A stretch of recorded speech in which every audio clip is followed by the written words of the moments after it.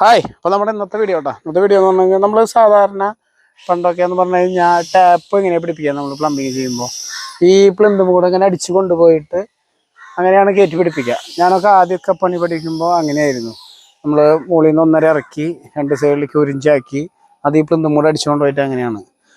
പിന്നെ അപ്പോഴും ടാപ്പ് എന്നാടെ ഇവിടെ ആ ടാപ്പിൻ്റെ ഭാഗമൊക്കെ വെട്ടിപ്പൊളിച്ചിട്ട് ഇപ്പോൾ നമ്മളിങ്ങനെ ഒരു സ്ലീവ് ഇട്ട് കൊടുത്തിട്ട് ഇത് എനിക്ക് കയറ്റാണ്ട് ഇങ്ങനെ പിടിക്കും. ഇങ്ങനെ പിടിക്കുമ്പോൾ ഗുണമെന്ന് പറഞ്ഞാൽ നമുക്കൊരു കൊട്ടത്തളം പോലെ കെട്ടി അതിനെ വെള്ളത്തിനൊക്കെ ഇതാക്കാം. ഞാൻ അതിനെ കുറിച്ചിട്ടൊന്നല്ല എല്ലാവരും ചെയ്യുന്ന ഒരു കാര്യമാണ് കേട്ടോ. നമ്മൾ SS-ൻ്റെ ക്ലാമ്പ് അടിച്ചുകൊണ്ടുണ്ട്. അപ്പോൾ നമുക്കിതിൽ സിമെൻറ്റ് പിടിക്കും, അത്യാവശ്യം ഉറപ്പും കാര്യങ്ങളാണ്. അപ്പോൾ ഇത് ഈ ഒരു സംഭവം ഉണ്ടല്ലോ, ഇതെനിക്കെന്തോ ഈ ചെയ്തപ്പോൾ നിങ്ങളായിട്ടൊന്ന് ഷെയർ ചെയ്യണമെന്ന് തോന്നി. അപ്പം നമ്മൾ 3 ഇഞ്ചിൻ്റെ 2 SS-ൻ്റെ ക്ലാമ്പ് കൊടുത്തിട്ട് അത് അതുമ്മിക്ക് ചുമരുമ്മിക്ക് ഫിക്സ് ചെയ്തു. നല്ല കറക്റ്റ് നല്ല വൃത്തിയിൽ നിന്നിട്ടുണ്ട്. നമ്മൾ സാധാരണ സിമെൻറ്റ് നിറച്ചിട്ടാണ് ചെയ്യുക. അപ്പോൾ ഇങ്ങനെ ചെയ്തപ്പോൾ നിങ്ങളായിട്ടൊന്ന് ഷെയർ ചെയ്യണമെന്ന് തോന്നി. എങ്ങനെയുണ്ടെന്ന് നിങ്ങളുടെ അഭിപ്രായം കാര്യങ്ങളൊക്കെ പറയാം. പലരും ചിലപ്പോൾ ചെയ്യുന്നുണ്ടായിരിക്കും കേട്ടോ, കൊല്ലങ്ങളായിട്ട് ചിലപ്പോൾ ചെയ്യുന്നുണ്ടായിരിക്കാം.